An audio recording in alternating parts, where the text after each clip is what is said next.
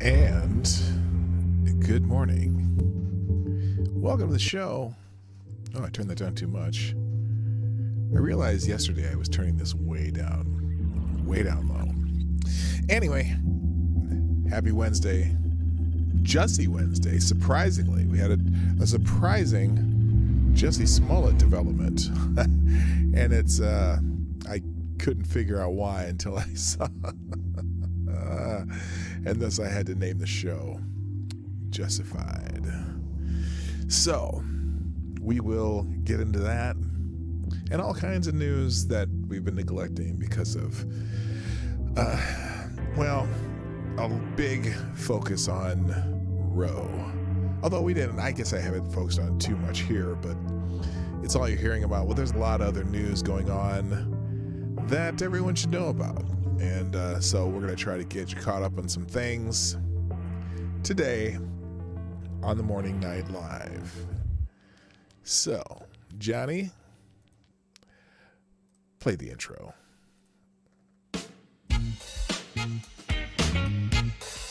Ladies and gentlemen, coming to you live from the Lucky Dog studio in a hidden location somewhere in the upper Midwest of the United States of America, it's a brother making his own way, but with all the wrong opinions.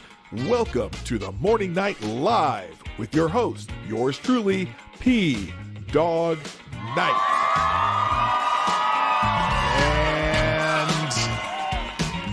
And unmute. Stop the music. Good morning, everybody. Welcome to the Morning Night Live. I'm your host, Marty, also known as Dawg Knight on the internet. And welcome back to the Dawg Knight Channel on this Wednesday, a Jussie Wednesday, hump day, the 29th of June, 2021. We're almost to one of my favorite holidays, one of those kickback holidays where you just look around and appreciate what is and what maybe, or maybe blessings of what could have been and what wasn't whatever, I don't know. Anyway, there's as you know, there was a big surprise witness in the January 6th committee yesterday, and there was a big old hubbub about that, and it was fascinating because this was going to be another bombshell. You know, the walls are closing in and all that stuff, and so we'll talk a little bit about that. Also, the White House has responded about the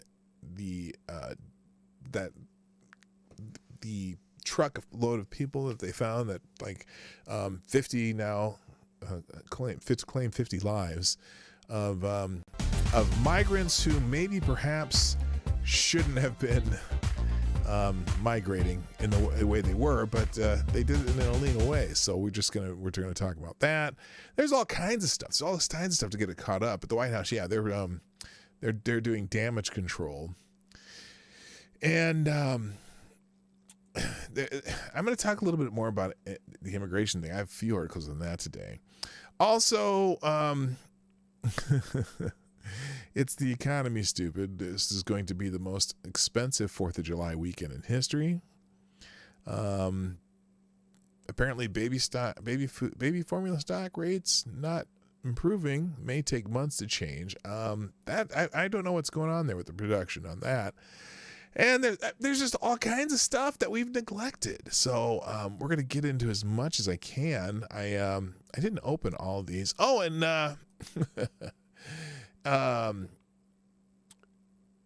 think Ghislaine Maxwell, she got sentenced yesterday. So we'll mention that one too. There's all kinds of stuff that you might have not heard about because of the bombshell in Washington, D.C. So we are going to talk about that.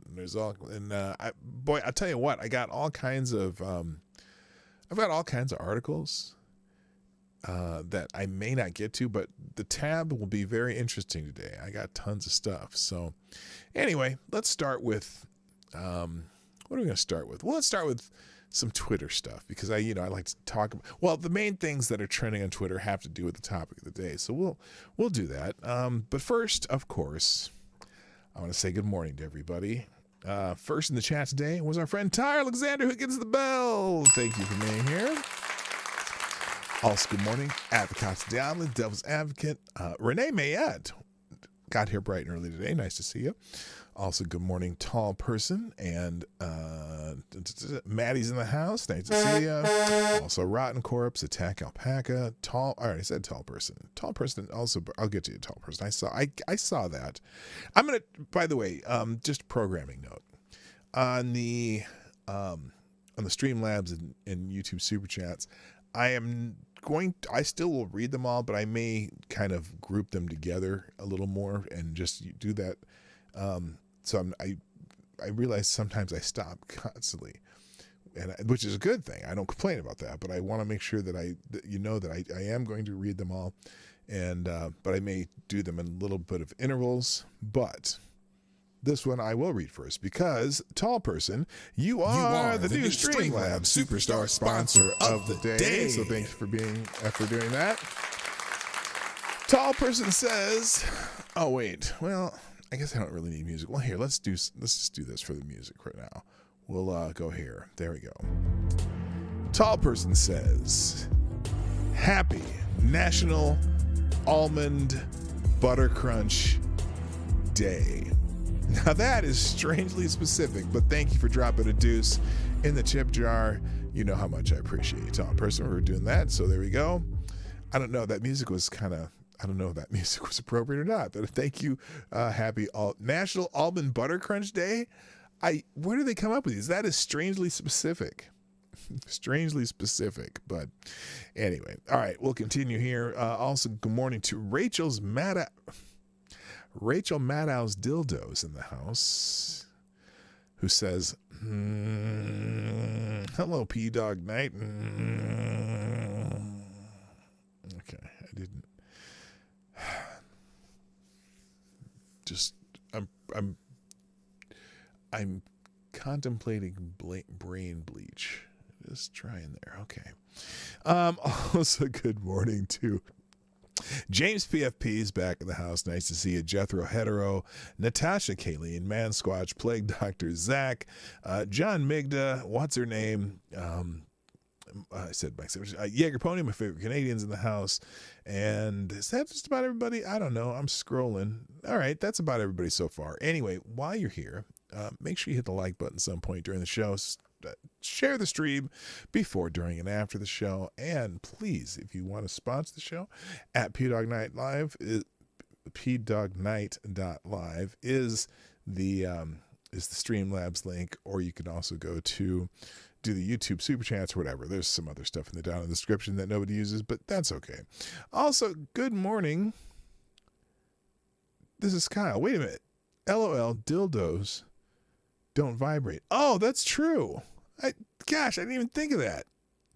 I've been doing that sound forever, but it's just Rachel Maddow's dildo. Okay, I don't have to make the hum sound. Well, the hum sound comes from the person who is Rachel Maddow's dildo, and it says and then there's so anyway, might have to change that to Rachel Maddow's vibrator. I don't know.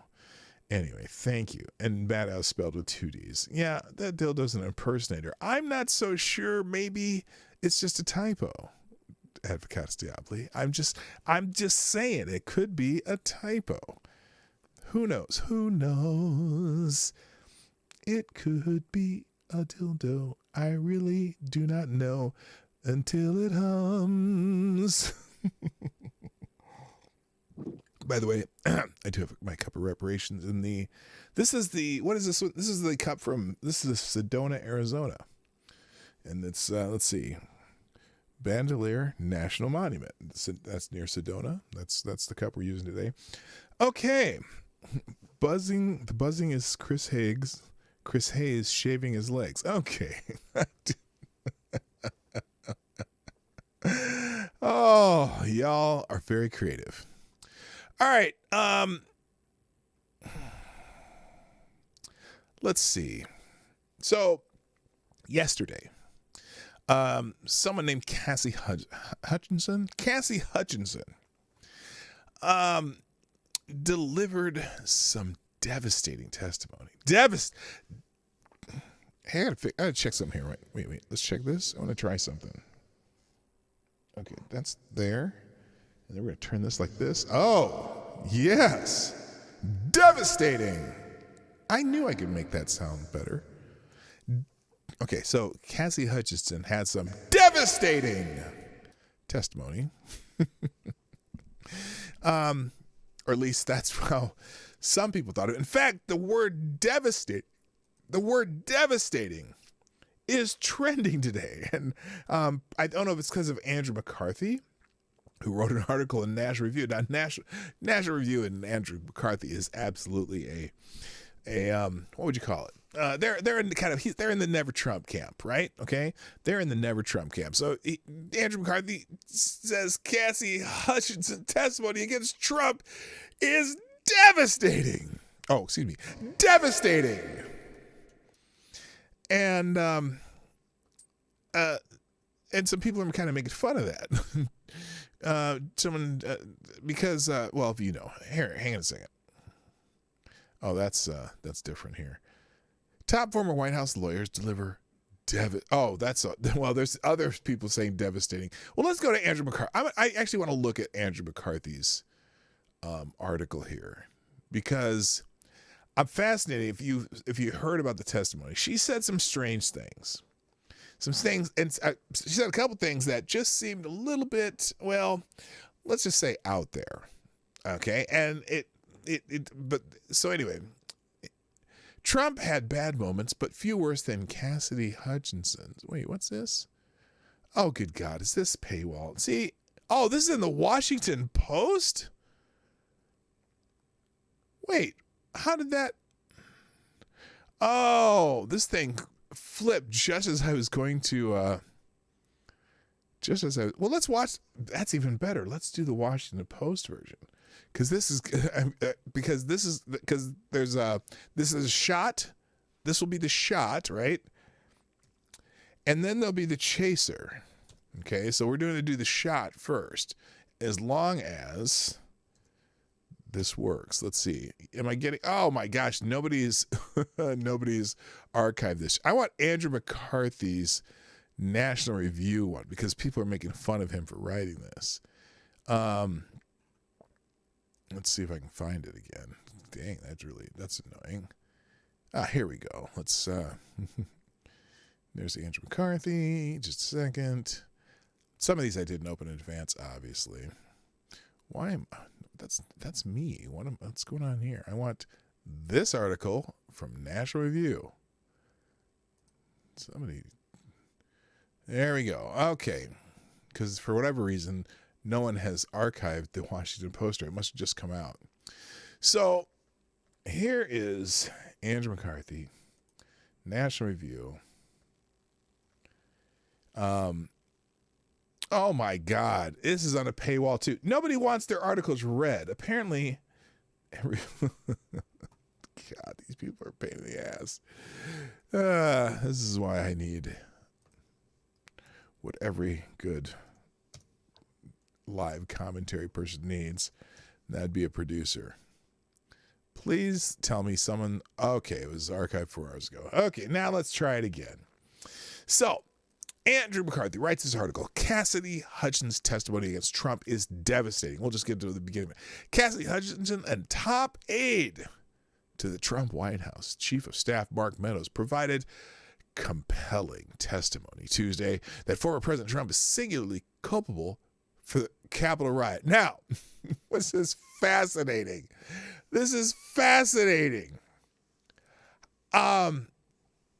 remember, Donald Trump was still speaking when the riot began. The testimony is in a session of the House Judiciary House January 6th Committee, a session abruptly called reportedly due to concerns about Miss Hutchinson's safety, was devastating because it was directly about the former president. There's a problem, though. It wasn't directly about the former president. It was mostly hearsay. She didn't have any direct testimony. She saw nothing that she testified about. But anyway, The day's lone witness pulled back the curtain that countless advisors and aides kept around the mercurial Trump for 4 years. There are significant questions about aspects of her account, particularly where it involved hearsay, like all of it, things that she had been told about the president's actions as opposed to the things she herself witnessed. We also have to reserve judgment, even allowing that she seems impressive, because the highly partisan, unapologetically anti-Trump committee merely presents its side of the story and has gone to unseemingly lengths to exclude cross-examination and alternative perspectives. All in all, though, Hutchinson showed the nation moment by moment what it was like on a day when undeniably Trump was at his worst. It was worse than America thought. Even Americans with extraordinary low expectations about the former president previously undisclosed behind-the-scenes behavior during the hours when the riot unfolded, skillfully led through a prosecutor-style direct examination by committee chairwoman, anti-Trump Liz Cheney. Hutchinson explained that Trump was like a wild beast at the ellipse shortly before his gasoline on the fire speech.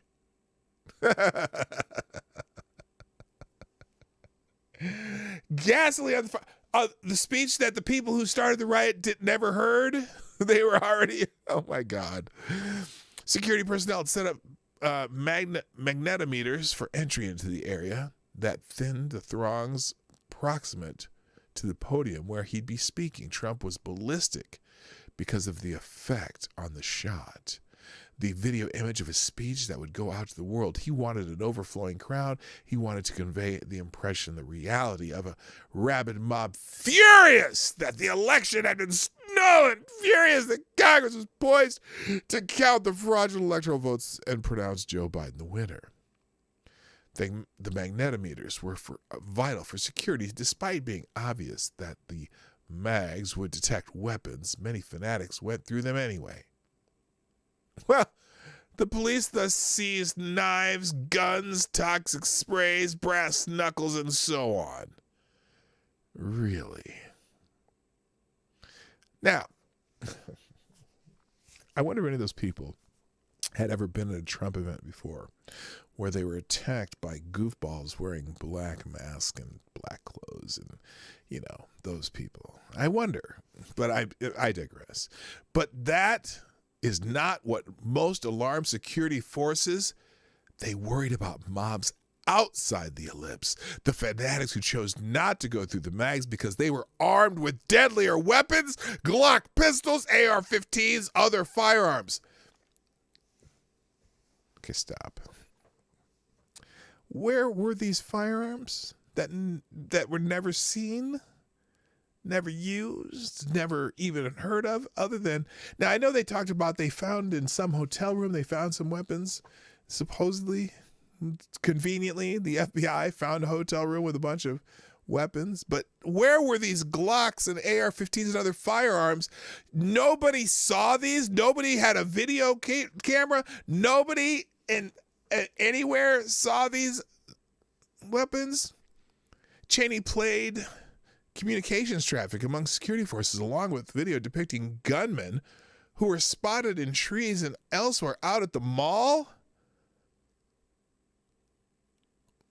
What? How is it that this is the first time anyone ever heard of this? The President of the United States, nevertheless, was furious, Hutchinson related, because the armed mob was being kept away. It spoiled the optics he had in mind. The armed mob that came to listen to his rally? Take the fucking mags away, he screamed at his aides. Security personnel told that this could not be done because it was too dangerous, because there was too many lethal weapons. Trump lost it. They're not here to hurt me, he countered. It didn't matter that they were obviously there to hurt others. Really? Because we still haven't found the weapons. So he goes on and on about that part. But the other part that did he even talk about the part in the car?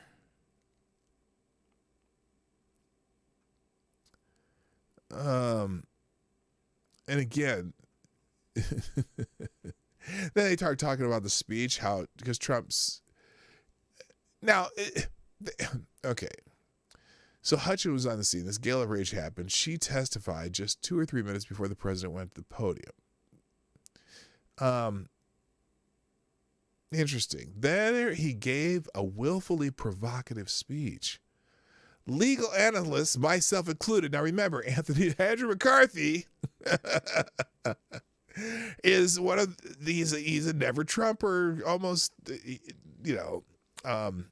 He's very anti-Trump.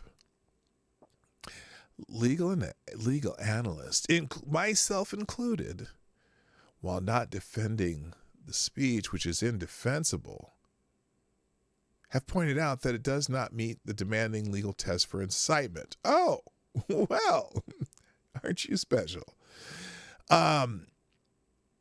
Trump makes grudging references to protesting peacefully. How now I've seen the speech that he's talking about. What does he mean by grudging references? Like he didn't want to say it? And Cheney continues to damage her credibility by eliding mention of that, or not mentioning that. And it's gratuitous self-damage, because the more the evidence mounts, the more apparent it is that just a couple of throwaway lines, which doesn't justify omitting it as if it didn't happen. Well, Trump's words may have not been incitement as a matter of law. Done. There you go. That's it. All you need. Ding. It's not incitement as a matter of law. That's the only thing you need to know. Because that's what they're trying to prove, that he incited this crowd, right?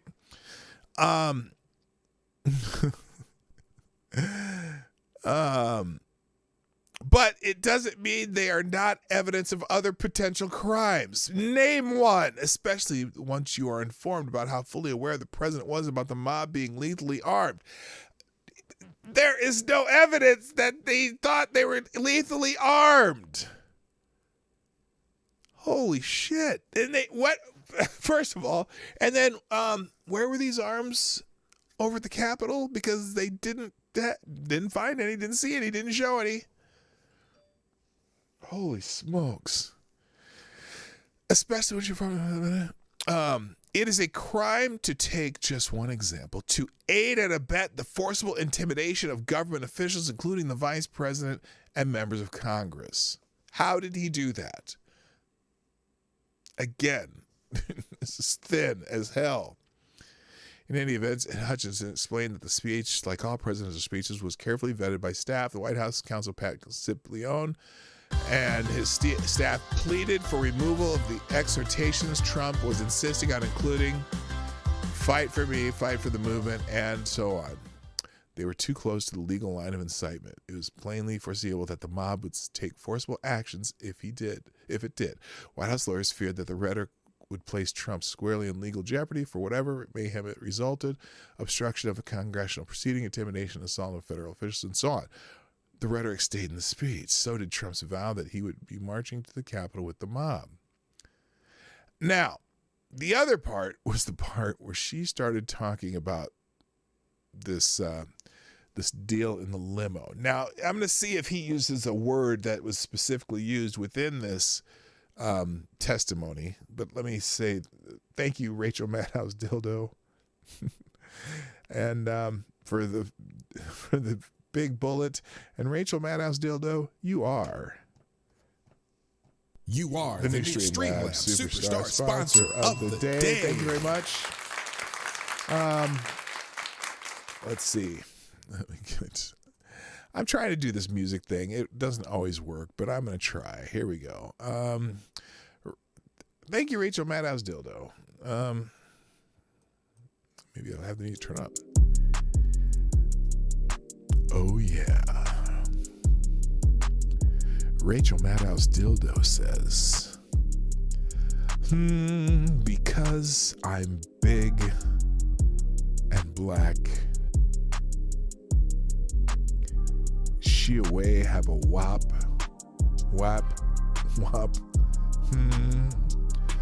but her sister always need Jiffy Lube. Enjoy your lunch, people.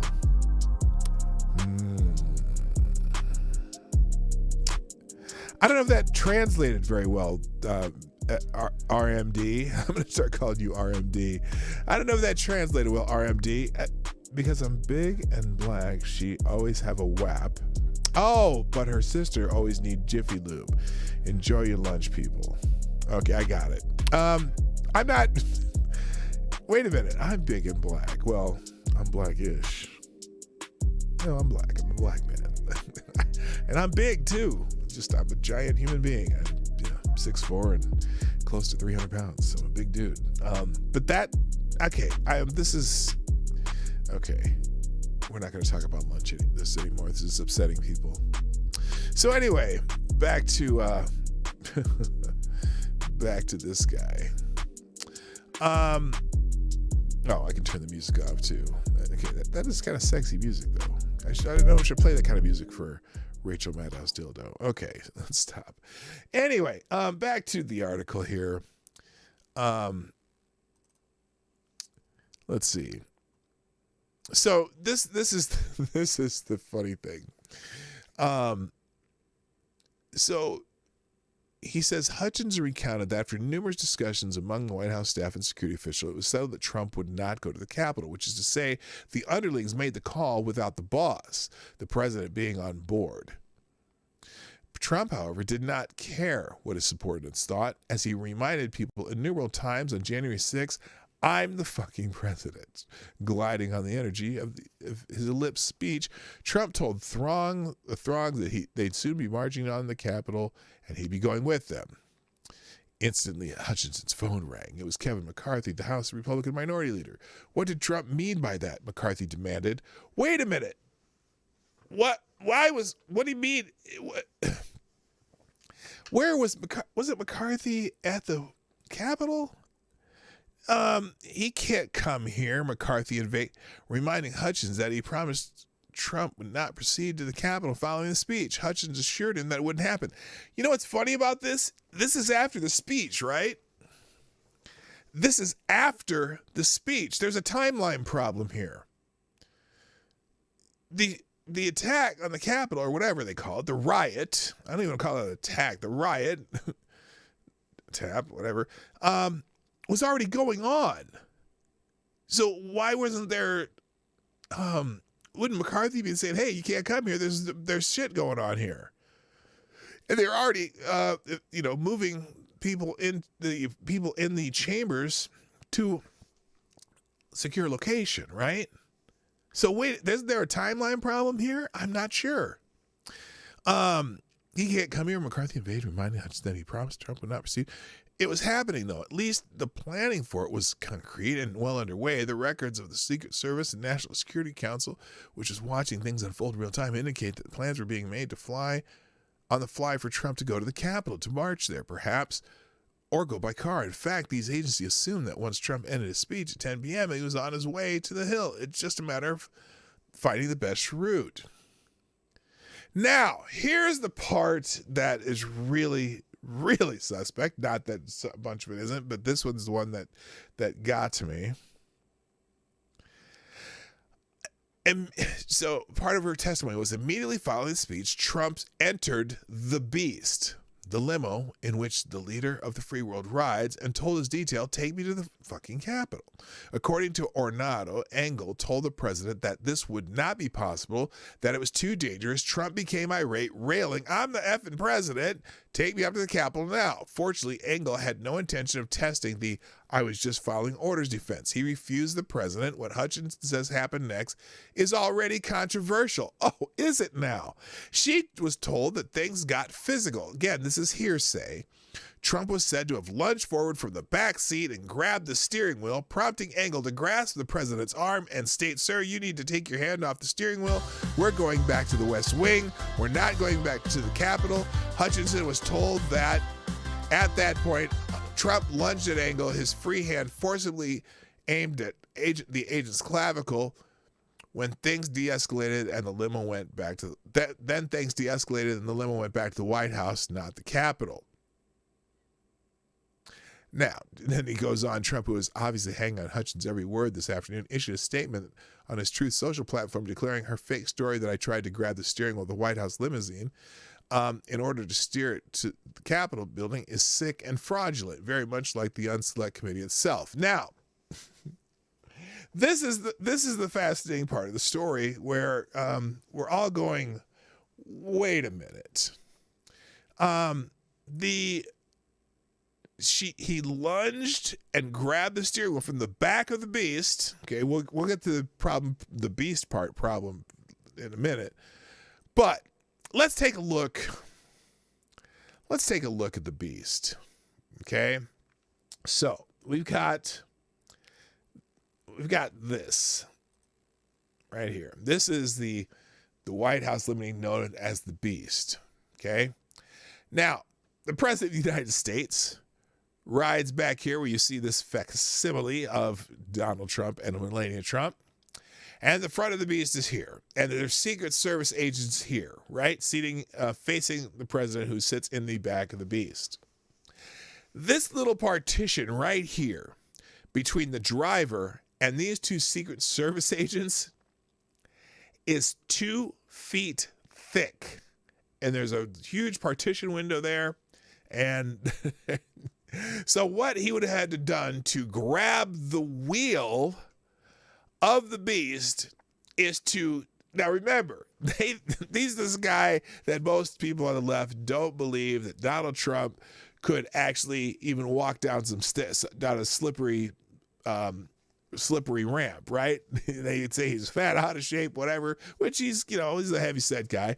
So in order to grab the steering wheel, he would have had to not only jump up, reach over 2 Secret Service agents, but because there's a 2-foot partition between their seats and the driver, he would have had to dive through the partition, which would have had to been open at the time, which who knows how that could be, and basically reach out 5 feet away with his ass hanging out the back of the window of the partition window to be even near the steering wheel. Now, then they said that the Secret Service agents grabbed his wrist.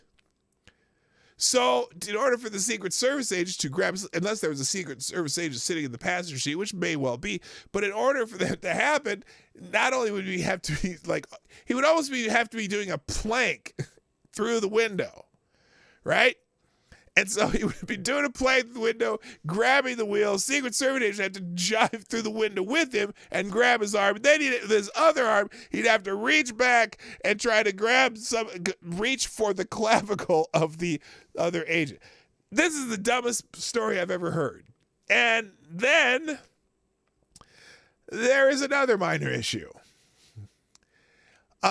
So she tells the story that they told her that, they were in the Beast, blah, blah, blah, grabbed steering wheel, grabbed his wrist, blah, blah, blah, blah, blah, right? Well, there's another problem with this story. Apparently, the President of the United States didn't ride back in the Beast that day. He rode back in one of these Suburbans. So I'm not sure where she got this story from, but it's a fascinating story. Now, Andrew McCarthy continues. Trump apologists, moreover, were quick to point out that Hutchins' account is hearsay. She just heard the story from Ornato, who got it from Engel. So this is a little bit of phone tag, right? A little telephone game, right? And he continues, he says, that's true. Still, a few things are worth bearing in mind. First, this isn't just any hearsay, like idle chatter a witness might eavesdrop on. We're talking here about a chain of command where government officials are expected to report their things to their superiors. In this instance, up to the president's chief of staff. All right, I'm just stopping right there. Okay? You get the gist, right? You get the gist. Well, unfortunately, and I've got a couple articles open telling this story, right? This is the American Thinker article right here. January 6th, witness ludicrously claims Trump tried to choke his Secret Service agent. The headlines were ominous, and the leftist gloating on Facebook were disturbing. It seems as if the January 6th committee finally had its smoking gun. Yes! In the form of attractive mid-20s woman named Cassidy Hutchinson. Okay, I'm going to cut the chase because I have a better article right here. Wait a minute. I have a better article right here. So the bombshell, that particular bombshell, well, here's the problem. On Tuesday, the liberal media soiled themselves over a so-called bombshell story on January 6, 2021. President Trump grabbed the steering wheel of the presidential limo and then lunged at a Secret Service agent because he wanted to join protesters at the Capitol. The story came courtesy of Cassidy Hutchinson, a former aide to Trump's chief of staff, Mark Meadows. So there's the whole story there. Now, let's do a quote from her. But before I do that, let me take Liberal Tire's super chat here, or Liberal Tire, I should say. Let's go. Here we go. That's there. Liberal Tire with a small bullet in the tip jar. Thank you, sir. Liberal Tire says, "Excuse me, P-Dog. Oh, by the way, you are the new Streamlabs Superstar sponsor of the day." Thank you, Tire. Who says, oh, this is Liberal Tire. Okay. Who says, "Excuse me, P-Dog. Trump is a vile human being, and all those ultra MAGA racists were armed with assault weapons like AR-67s. Hearsay is perfectly legal testimony, and don't believe his lies. He is guilty. But the walls are closing in. Hashtag never forget January 6th. Okay, Liberal Tire, I hear you. But there's a problem. Now let's hear the exact testimony from Cassidy Hutchinson. She said, "So when the president had gotten into the vehicle with Bobby, he thought that they were going up to the Capitol, and Bobby had relayed to him, 'We're not. We don't have assets to do it. It's not secure. We're going back to the West Wing.' The president had a very strong and very angry response to that. Tony described him as being irate. The president said to him something to the effect of, 'I'm the fucking president. Take me to the Capitol now.' To which Bobby responded, 'Sir, we have to go back to the West Wing.' He then reached up front of the vehicle and grabbed at the steering wheel. Mr. Engel grabbed his arm and said, 'Sir, you need to take your hand off the steering wheel. We're going back to the West Wing. We're not going to the Capitol.' Mr. Trump used his free hand to lunge towards Bobby Engel." Now, any reasonable person would conclude that this story was dubious. The liberal media, however, not so much. CNN gleefully described it as a bombshell. Like so many other Trump bombshells, it appears this incident didn't happen at all and is yet another hoax to add to the pile of bogus anti-Trump stories. According to Peter Alexander, the chief White House correspondent for NBC News, sources close to the Secret Service dispute the story. Quote, "A source close to the Secret Service tells me both Bobby Engel and the lead agent and the presidential limousine SUV driver are prepared to testify under oath that neither man was assaulted and that Mr. Trump never lunged at the steering wheel." Oh no! Oh no! Trump's former acting director of national intelligence, Richard Grenell, slammed the committee for allowing this testimony not to be challenged. Nobody, yeah, that's the thing. Everyone on this committee is so gung-ho at getting at Trump that none of them are challenged any of this. So there's no cross-examination, there's no questions, there's nothing questioning the veracity of the statement. By the way, good morning, Mansquatch and Chicago Mike and Lord Stanhope and Tyler F. and James PFP, Data Wasteland, Simic Magic, and if I'm missing anybody else, Tadishi Jinhao, how are you doing, my friend? And I think I got everybody. Green Badger Outdoors, did I catch you before? Straight Sith Mail. Okay, I'm caught on. Anyway, so Richard Goodell. So a junior staffer was pressured by Liz Cheney to lie under oath. Why wasn't there a single committee member asking her if she had proof? This performance collapsed in an hour. The DC media is corrupt and sick because, plus there's, okay, soon after Alexander revealed that his sources challenged the story, Hutchinson's lawyer, Jody Hunt, quickly attempted to walk back her testimony. Quote, Ms. Hutchinson testified under oath and recounted what she was told. Oh, see? It's just what she was told. Those with knowledge of the episode also should testify under oath. Oh, okay, Jody. How many more bogus bombshells are we going to have now? I think somebody else here. Here's the Breitbart article. Lead Secret Service agent will testify. Trump did not try to commandeer a car on January 6th. Now, they say that he's going to testify to this. Are they going to put this on TV? Are they going to have a special extra day of televised hearings to say that this testimony may not be exactly what it was? Oh, after, of course, what is it? The lie travels around the world before the truth can put its pants on? I don't know. Anyway, the lead Secret Service agent in charge of President Trump's detail on January 6th will reportedly testify that the former president did not try to commandeer a Suburban. Now, again, and this is not even the Beast. She testified, she specifically said the Beast, which is the presidential limousine. But again, the president didn't go back in the Beast on this particular occasion. He went back in one of the Suburbans. Anyway, did not try to commandeer a Suburban during the riots, thereby contradicting testimony from former White House aide Cassidy Hutchinson on Tuesday. News of the testimony broke on Twitter from Peter Alexander of NBC News, the furthest thing from a Trump ally, who said that the source close to the Secret Service said that Agent Bobby Engel will testify. A source close to the Secret Service tells me, Bobby, we already saw that tweet. And then also ABC News confirms it. Source close to the Secret Service tells Pierre TABC, whatever that is, to expect the Secret Service to push back against any allegations of an assault against an agent or President Trump reaching for the steering wheel.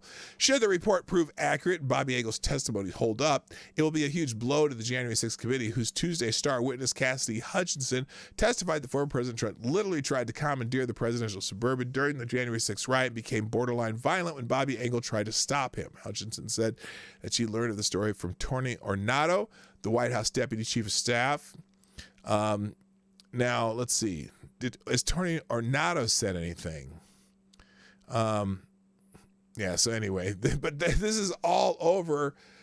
It's all over the internet because she testified and nobody asked her any questions of, trying to determine, whoa, what? Okay, breaking news. Canon Hotep suspended on some BS. What'd they do? What the hell? Good morning, by the way, Canon Hotep, my friend, and also Brent Hayes. Damn, I got to hear about this, but I'll catch you on that later. So anyway, this whole episode seems fairly dubious, and so more to come. But I guarantee you, here's what I can guarantee right now. If these people come to testify and contradict Cassidy Hutchinson's testimony, it will not be live. It will not be on TV. They don't want you to know this. They absolutely don't want you to know this. So it's kind of funny. But the funny things that are trending as far as this goes, the word devastating. So I have this one here, Washington Post, former, now. I heard a rumor from someone who had said they heard something secondhand from someone else, best friend, that Trump wanted to engage in ritualistic cannibalism. Oh, on 1/6, National Review. This testimony is devastating to Trump. Fox News Channel. Trump is about to be indicted for eating people. Okay, that's a funny thread. Truth Tank. Something. Oh, I didn't put this on the screen. Here, let me put this on the screen for you. Truth Tank. The right-wing media grifters are getting Jussie Smollett and perjury to trend because they want to deflect away from the devastating testimony yesterday. Not one person will testify under oath to refute it. Well, some people have already offered to testify. So the things that are trending, then I'll just leave the links here. Devastating is trending. Let's see, which one is this? This is, that's just my that's my feed. Dang it. What's the other one?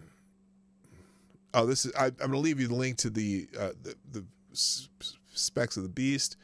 Amber Heard. Oh, that's why is that one? I don't care about that one. Jussie Smollett is trending, which is the funniest thing, because and this photo that I got from Carmine is what I used for the thumbnail, but they got Jussie Smollett, Amber Heard, and what's her name? Blasey Ford. Anyway, but it's funny because they're calling her here's the funny one. If Jussie Smollett and Amber Heard had a baby, it would be Cassidy Hutchinson. So anyway, if you're interested, that's why he's trending. Also, and then here's the link to Peter Alexander's saying that, the SUV driver and Bobby Engel will testify if called. It's probably not likely they'll be called up in person. So anyway, let's move on to something else.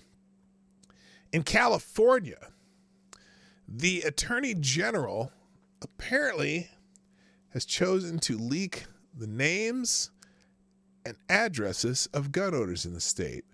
Oh, I was suspended for my commentary on yesterday's 1-6 hearing for misinfo. Not one lie was spoken by me. Really? Have you appealed it yet? I'm going to go watch it on Rumble because I saw the beginning of it, then I had some stuff I had to do and I never got back to it. Also, good morning, Varir of Ashmedai. I hope that's close. And welcome back. I'm glad you're here. Attorney General leaks the names and addresses of gun owners in the state. Now, this is not smart. What the hell is going on in California? The California Attorney General's office leaked the names and addresses of thousands of gun owners across the state. The Reload reported Tuesday. Files leaked from the database included the home addresses, full names, and dates of birth of every gun owner in the state. According to the Reload, the leak included the private information of 244 judges and 420 reserve officers, in addition to thousands of private citizens. The outlet reported that social media posts confirmed the leak revealed data from an assault weapons registry as well. California Attorney General Rob Bonta issued a press release Monday announcing new and updated firearms data available through the California Department of Justice 2022 Firearms Dashboard portal. Today's announcement, quote, today's announcement puts power and information into the hands of our communities by helping them better understand the role and potential dangers of firearms within our states, Bonta said of the dashboard. What? At the time of publication, the link to the dashboard alerts users the website is temporarily unavailable. The Reload did not publish the leaked data due to security concerns for those involved in the leak. We are investigating an exposure of individuals' personal information connected to the DOJ firearms dashboard. Attorney General Bonta's press office told the Daily Caller any unauthorized release of personal information is unacceptable. We are working to swiftly address this situation and will provide as much information as possible. So that's pretty fucked up. Good morning. Nomads in the house. Stop. Hammer time. So basically they're trying to walk back whatever they did, but damn, that is not cool. And on that note, California Attorney General okay with denying carry license based on ideological views. So they're a lot of states after the decision in New York are trying to come up with creative ways to deny people the ability to buy and carry firearms. So California Attorney General Rob Bonta thinks he found a way to maneuver around the Supreme Court's decision to strike down New York's concealed carry law. SCOTUS ruled that New York's probable cause requirement violates the Second and 14th Amendment. Bonta told California law enforcement that they cannot deny concealed carry license based on good cause. However, Bonta said authorities must continue to apply and enforce all other aspects of California law with respect to public carry licenses and the carrying of firearms in public. Bonta means the good moral character requirement. Oh, really? That's not vague at all. Moreover, because the court's decision in Bruin does not affect the other statutory requirements governing public carry licenses, issuing authorities must still require proof that 1, the applicant is of good moral character, 2, the applicant is a resident of the relevant county or city or has their principal place of business or employment in that county or city, and 3, the applicant has completed a course of training. Issuing authorities may still require psychological testing. Oh boy, they're just playing with the shall not be infringed part of that. What's that thing that's called that they have that in? Some shall not be infringed. Where's that from? Oh yeah, the Constitution. Silly me. Now, so it seems pretty disturbing. Here's a part. This is also part of what they said. It is reasonable to consider such factors in evaluating an applicant's proof of the requisite moral character to safely carry firearms in public. Bruin's Bruin slip up. I don't know.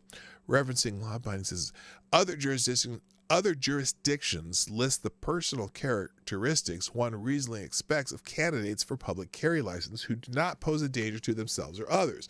The Riverside County Sheriff's Department's policy, for example, currently provides as follows, quote, legal judgment of good moral character can include consideration of honesty, trustworthiness, diligence, reliability, respect for the law, integrity, candor, discretion, observance of fiduciary duty, respect for the rights of others, absence of hatred and racism, fiscal stability, profession-specific criteria such as pledging to honor the Constitution and uphold the law, and the absence of criminal conviction. As a starting point for purposes of investigating an applicant's moral character, many issuing authorities require personal references and or reference letters. Investigators may personally interview applicants and use the opportunity to gain further insight into the applicant's character. And they may search publicly available information, including social media accounts, in assessing the applicant's character. Finally, we note that it remains reasonable and constitutional to ask applicants why they are interested in carrying their firearms in public. Because I want to, motherfucker. Shall not be infringed. To keep and bear arms. Bear arms. That means carry that, motherfucker. And I'm not even a gun guy, and I know this. Although applicants do not need to demonstrate good cause for the issuance of a license, an applicant's reasons for seeking a license may alert authorities to the need for psychological testing, be considered as a part of good moral character requirement, or provide information relevant to other statutory requirements. Wow. Now, it looks like California added the good moral character requirement in 2010, and if I read it wrong, if I read that wrong, let me know. The fiscal stability one blows my mind. You cannot exercise your natural right to bear arms because you are not fiscally stable? Bonta's road to deny concealed carry license obviously violates the Second and 14th Amendments, but also the First Amendment. You all know how I feel. The Constitution is absolute. You should not lose any of your natural rights, no matter what you've said or done. Yeah, so this whole thing up here that he put in highlights here, respect for the rights of others, absence of hatred and racism, fiscal stability. So he could just say, oh, what's your party affiliation? Oh, well, you're a Republican. You must be a racist. That's racist! Anyway, how do you deter? And also, How do you determine if something is sarcastic or real? Have you seen tweets from our friend Bruce, Gay Patriot? Have you ever read any of his texts? Yeah, people are sarcastic all the time on the internet. And also, how about tweets about me being anti-government? Thank goodness I live in Oklahoma. Now, Eugene Volokh at Reason brought up the overturning of Roe versus Wade. Would pro-abortion states find my pro-life views extremist? Would pro-life states find pro-abortion views as extremist? So New York violates your Second and 14th Amendments, and California will add the first. Gotta love blue states.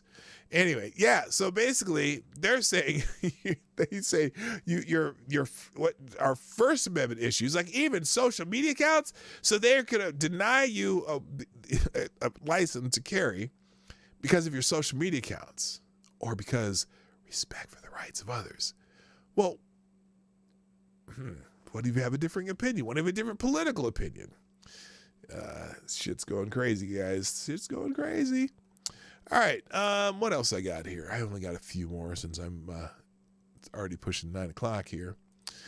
I was going to talk about the discovery of the 50 deceased migrants in a truck yesterday. Well, the White House has chimed in on this in a few different ways. I have a couple different articles regarding this. White House rejects blame for deadly migrant smuggling event in Texas. Says now the White House says, hello, Duck Dog, by the way. The White House says the border is closed. White House press secretary, someone was calling her latrine, Jean-Pierre. It's Karine, not latrine. It's Karine Jean-Pierre, rejected criticism from Republicans that the Biden administration is to blame for the human smuggling contempt that ended in tragedy Monday in Texas, saying that the border is closed. 50. Now, they said at least 46, but it's 50 people are dead after an 18-wheeler smuggling migrants was found in San Antonio on Monday night, one of the deadliest smuggling incidents in the U.S.-Mexico border in recent decades, according to the Associated Press. Quote, well, here, let's listen to her say this. We're focused on them, on the facts, and holding the human strugglers who endangered vulnerable individuals. Wait, whoa. Did she say human strugglers? Hold on. Wait, let's hear this again. We're focused on them, on the facts, and holding the human strugglers who endangered vulnerable individuals for profits accountable. And we're focused on continuing our historic actions to disrupt dangerous smuggling networks, including through new anti-smuggling campaign that just in the first 2 months resulted in over 1,800 arrests. But the fact of the matter is the border is closed. Okay, so anyway, Texas Republican Governor Greg Abbott tweeted Monday that these deaths are on Biden, but Jean-Pierre dismissed blame for the absolutely horrific and heartbreaking event. Former U.S. Customs and Border Protection Acting Commissioner Mark Morgan and former Immigration Custom and Enforcement Director Tom Homan said President Biden's border policies, stop putting pop-ups on here, Daily Caller, are to blame for the situation. I know what it's like to stand in the back of a tractor trailer with 19 dead migrants at my feet, including a 5-year-old boy that suffocated to death in 170-degree heat in a steel box in total blackness. It changed me forever. This tragedy is worse, Holman said in a statement shared with the Daily Caller. I have been warning for a year that a tragedy was going to occur because the increase in truck smuggling, together with open borders, catch and release, and no chance of being deported, the most vulnerable people in the world will put themselves in the hands of criminal cartels to seek the promises that Biden and Mayorkas have made, he added. Morgan said Biden hasn't closed the border, asserting he's done it so purposely. They know full well the cost of their open border policies, but are pursuing them anyway, all for political benefit and pursuit of their personal ideology. It's disgusting. How many more Americans and migrants have to die before we say enough's enough and demand the Biden administration take back our borders from the cartels? Now, I Okay, again, I'm going to tell you, I have a problem with them blaming Joe Biden because Joe Biden has done the most amazing thing. Oh, I can't even say it with a straight face. But because his borders is just awesome. Good morning, Ebony. How are you? Or, well, it's morning for me. I don't know if it's morning for everybody, but it's morning for me, and I'll continue to say good morning. All right. Also on that note, in the New York Post today,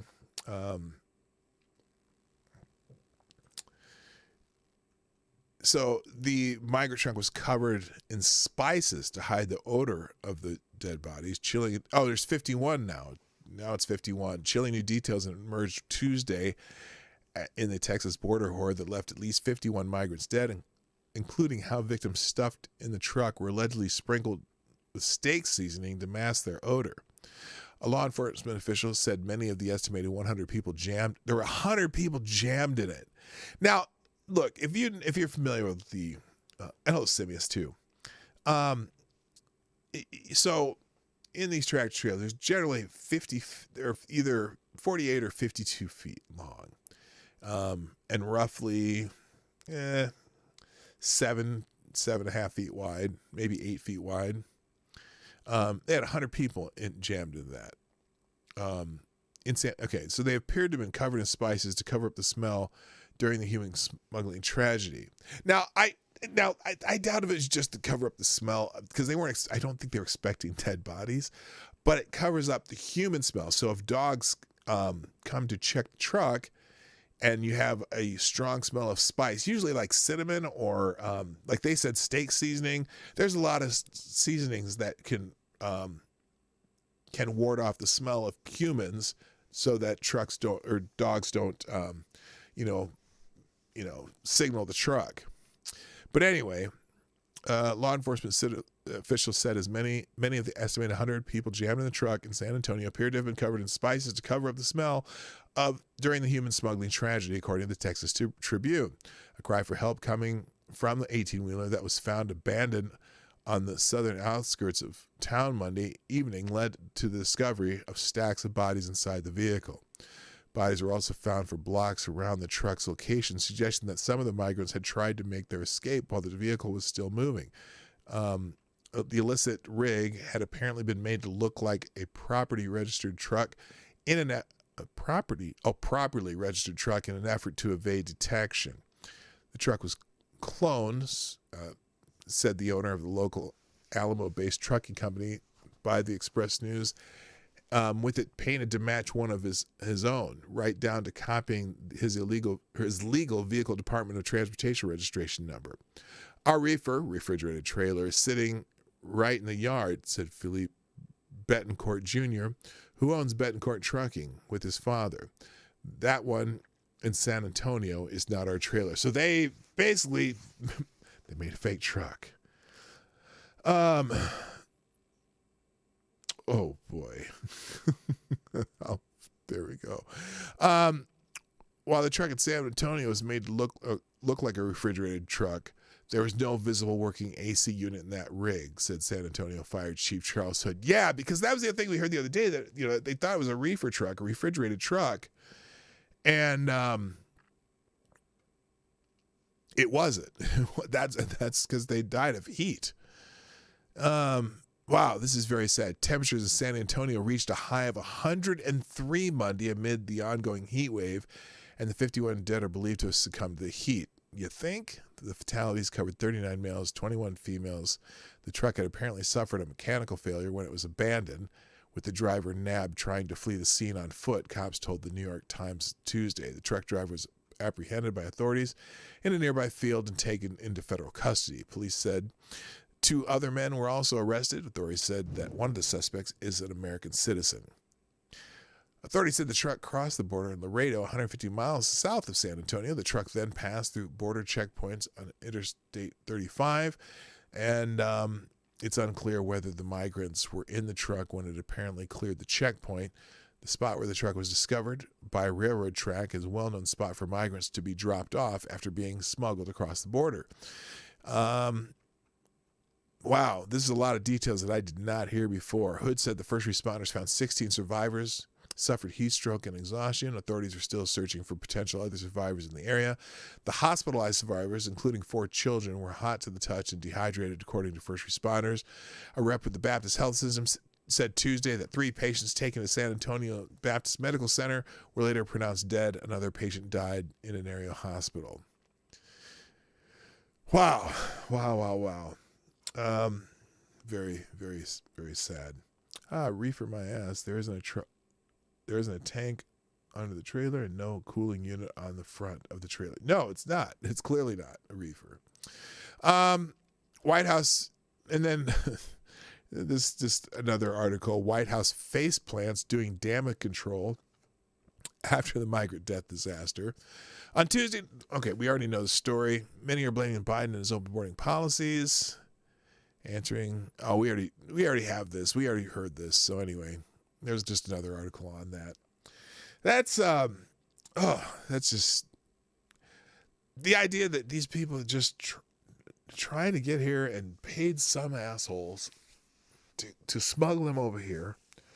Because the problem is right now, if you get here, they're not doing anything to make you not stay. You know what I mean? They're not making people who come across illegally that they catch wait on the other side to have their amnesty cases heard. They give them a cell phone to, in theory, track them, and also to let them know when their hearing is going to be. Hearings that may take a year to get to. Because it's in the last year, 2 million people that have, since the Biden administration started, have come over. Now,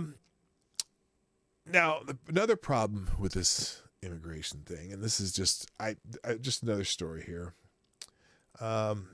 This is in the Washington Free Beacon. The Biden administration just made it easier for terrorists to enter the United States.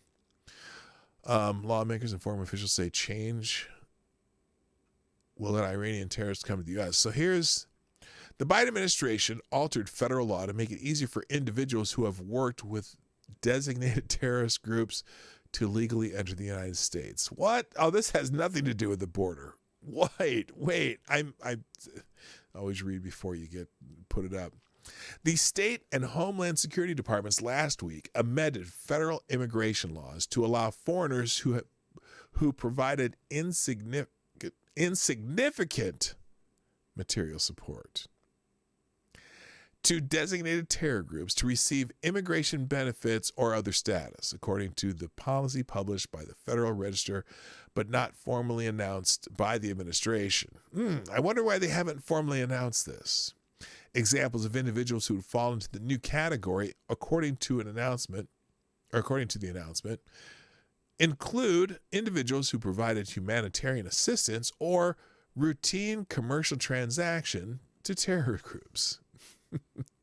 The policy shift is fueling concerns that the Biden administration wants to make it easier for individuals who work with or for Iran's Islamic Revolutionary Guards Corporation, or Corps, not corporations, Corps, the country's paramilitary fighting force that has killed hundreds of Americans, to enter the country. Notice the change came several days before the Biden administration and hardline Iranian government resumed talks aimed at securing a revamped version of the 2015 nuclear deal. So, oh my God. A State Department spokesman said the law was amended to help vulnerable Afghans who might have inadvertently worked with terror groups gain refuge in the United States following the Biden administration's bungled withdrawal that left the Taliban in power. Lawmakers and former U.S. officials, however, say the new regulations are so broadly written that they would apply to organizations like Al-Qaeda and the IRGC. The policy change is also raising red flags as U.S. officials, including former Secretary of State Mike Pompeo, could face credible death threats from Iran. The rule does not specify mention of Afghanistan, but is written to cover all U.S. designated foreign terrorist organizations, such as the IRGC and Al-Qaeda. Experts told the Free Beacon the Taliban is not designated as a foreign terrorist organization, leaving lawmakers and former U.S. officials concerned that changes extend far beyond vulnerable Afghans and cover those tied to some of the globe's most violent terror groups. So there's more here, but let's just say I can't even believe it. But you know what? I absolutely can't believe it. I can. All right, moving on to a couple stories from Breitbart. I know it's Breitbart, but you know, Breitbart does some pretty good reporting sometimes, and this is something that you probably could have guessed. Yes, ladies and gentlemen, Joe Biden delivers the most expensive 4th of July in history. Way to go! Okay, that was a joke. I'm just kidding. Here, it's more like, welcome to Joe Biden's 4th of July, the most expensive in history. Now, remember last year when Joe was telling us that, or wasn't necessarily Joe directly. It was Jen Psaki. Jen Psaki was telling us how you could get hot dogs for 4 cents less a piece for the 4th of July. Your little 4th of July hot dogs and chips was going to be less than it was the prior year. Well, grab your socks. You'll get what you vote for, and you idiots voted for the highest gas and food prices in history. Is fraudulently. This is from what is his name? Something Nolte. John Nolte. He's a colorful fellow when it comes to writing, and I'm just going to read it verbatim. His fraudulency. Joe Biden used last 4th of July to gaslight Americans into believing inflation was no big deal. Nothing more than a Republican talking point. Remember this nonsense with all the bad puns from the White House? This horseshit that ignored the fact that gas was already well over $3 a gallon, which now sounds like the good old days. Oh, I'd be just, if I could get gas $3 a gallon today, I'd be so happy. Here's what the White House had last year. Planning a cookout. Here, this needs some like whimsical music or some shit. No, it doesn't. Anyway, planning a cookout this year. Ketchup on the news. According to with ketchup on the news, get it? According to the Farm Bureau, the cost of a 4th of July barbecue is down from last year. It's a fact you must heard. Hot dog. The Biden economic plan is working, and that's something we can all relish. Yes, it was down 16 cents. You saved 16 cents from last year. Well, welcome to Joe Biden's dystopian America on the 4th of July in the year 2022. Welcome to record high prices for your Independence Day barbecue. Ground beef prices are up 36% from a year ago, while chicken breasts gained by a third, according to a survey from the American Farm Bureau Federation. Overall, revelers, as in celebrators or whatever, can expect to spend 17% more on food for a barbecue, marking the biggest increase since the lobbying organization began tracking data a decade ago. In 2021, the cost of an Independence Day cookout declined by less than 1%, according to the group, but much has changed since then. Costs for fuel, labor, and key farming inputs like fertilizer have soared. Russia's invasion of Ukraine has worsened the situation by disrupting global agriculture supply chains, LOL, according to Roger Cryan, chief economist for the Farm Bureau. Paying more for burgers and lemonade, up 22%, hits just as one measure of U.S. consumer sentiment fell to a new all-time low. How that will impact spending remains to be seen, but shoppers did pull back in May, and there are some predictions of a looming recession. Now, that's just the cost of food. That doesn't include record high gas prices, the highest in history. Grocery prices are shocking, demoralizing. Last week, I paid close to $8 for 5 bratwursts. You walk out of the store with a couple bags and $100 poorer, and it freaks you out, which is why we are headed into a recession.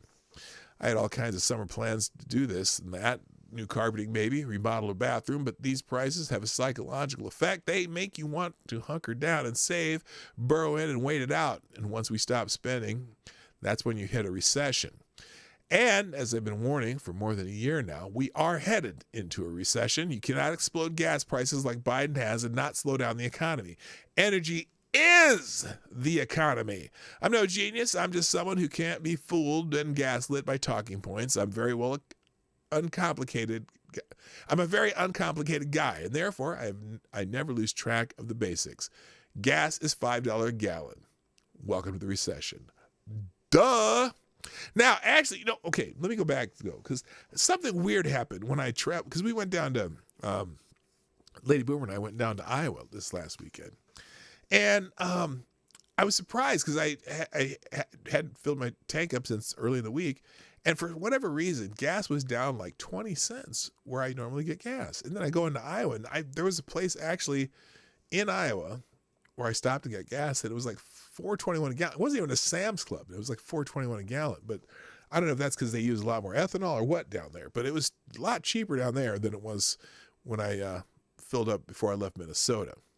Anyway, and because Biden refuses to do what's necessary and easy to bring the cost of gas down, drill, baby, drill, this will be a long recession. Cheap energy brings down the cost of everything, from manufacturing to shipping to storage to the cost of retail outlets to keep their lights on.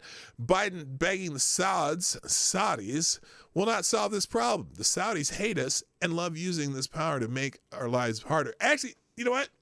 I think the Saudis are pretty close to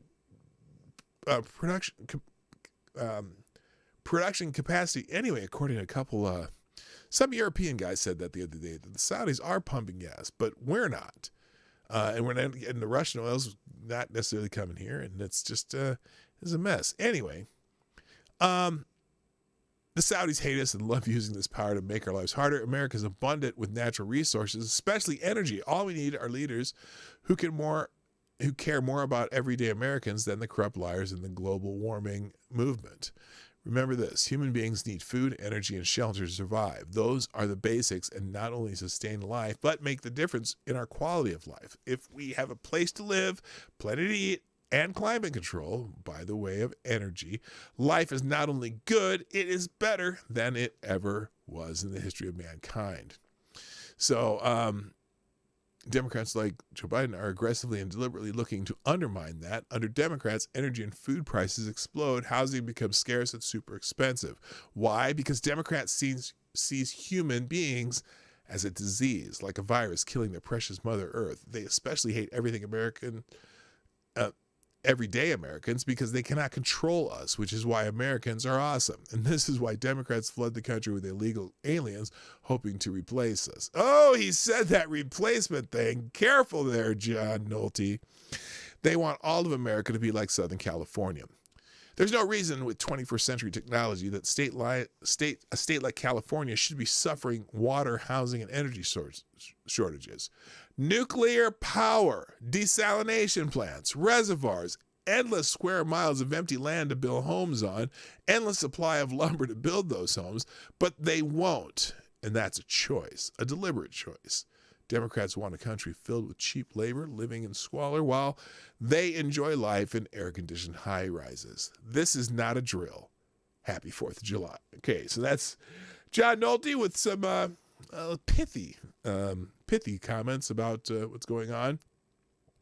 By the way, the baby formula issue isn't resolved either. This is Breitbart. Take it with a grain of salt if you want, but report, baby formula stock rates not improving. May take months to change. International flights carrying much-needed baby formula have touched down in the United States, but stock rates have yet to improve as supply chain woes continue hurting citizens, according to a report. Although the White House officials committed to bring enough formula for approximately 40 million 4-ounce bottles, the stock rates for formula kept sinking, per data from Information Resources Incorporated. More than 21% of formula products, powder, ready to drink, and liquid were out of stock during the week ending June 19th, comparing with a typical rate of 10% before nationwide infant formula recall by Abbott Nutrition happened in February. Stock rates for powder formula specifically are even worse. More than 27% of powder formula products were out of stock during the week ending June 19th, up from 25% the prior week and 23% the week before that. Earlier this month, President Joe Biden admitted he was unaware of the baby formula shortage until several months after a closed manufacturer led to problems. Eventually, Health and Human Services queried the Food and Drug Administration about how it is dealing with the shutdown. So, I don't know. They would know if they reopened that plant, because it doesn't say here. It's, you worry when you have a new baby in the family, but my daughter's chosen to go the natural way with that anyway. So they're not having any baby formula problems because they don't use it. But, just maybe, this would encourage more people to go back to breastfeeding. Now, granted, I know some people live lives that they can't be bothered with that, but I gotta tell you, I had 2 healthy kids because our kids were breastfed, and boy, they got those, the antibodies and stuff for their mom, and they grew faster and they were healthier lives. I don't know. It's just, I don't know what I know there's maybe a convenience factor, maybe an ease factor with formula, but there are definitely advantages to it. All right, I'm going to finish up with, I have a couple still. Let's see. A couple stories that, I don't know. One's a feel-good story of the year. Ghislaine Maxwell has been sentenced to 20 years in prison. The feel-good story of the year. From the moment he first faced criminal charges in 2006, Jeffrey Epstein has been the object of public fascination, conspiracy theories, and outrage, especially after his lawyers got prosecutors to agree to a lenient plea deal that spared him serious prison time. That was back then. Epstein was eventually arrested again, but died. Oh, hold on. Let me stop here. I'm going to read this in a more appropriate manner, but I think I need to bear with me. Epstein was eventually arrested again, but died by suicide while awaiting trial in 2019.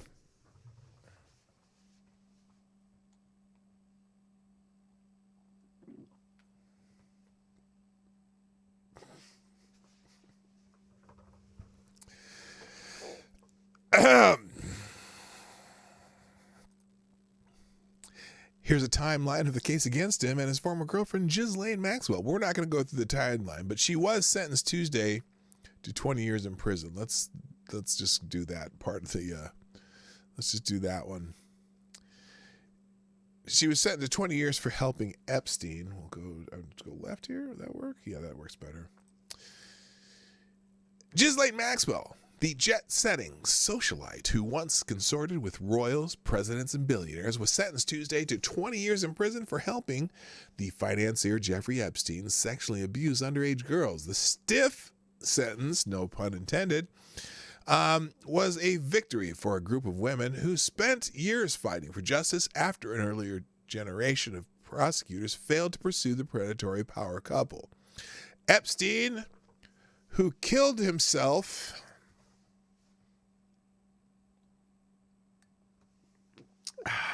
in 2019 while awaiting trial, sexually abused children hundreds of times over more than a decade, exploiting vulnerable girls as young as 14. Prosecutors said he couldn't have done it so without the help of Maxwell, his longtime companion. Maxwell, wearing a blue prison uniform and a white mask to conform with coronavirus rules, nobody cares, looked to one side as the sentence was announced, but otherwise did not react. She wore leg shackles that could be heard rattling when she walked into the courtroom. The sentence was shorter than the term sought by prosecutors, but Epstein accusers still expressed relief.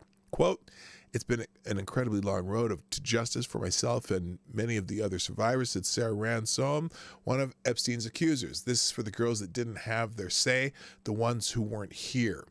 A jury, and then she was convicted in December. Judge Allison Nathan noted that as she imposed the prison term and a $750,000 fine, that Maxwell never expressed remorse for her crimes. The judge said she wanted the sentence to send an unmistakable message that nobody is above the law. Well, why did they go less than what the prosecutors want then? If she's sending a message, it's less. Interesting. Interesting. So there's the AP article, and then this article is more about, what is this about? Why did they put all this fluff in here? Oh, they put a timeline of the case of everything that happened. So anyway, she got 20 years, and it's very unlikely that she will, let's just say she may not finish out her sentence, and it'll be interesting. All right, real quick, thank you, Liberal Tire. And Liberal Tire, you are still the Streamlabs Superstar sponsor of the day. What's this say?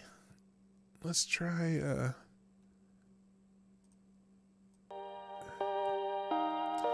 Liberal Tire says,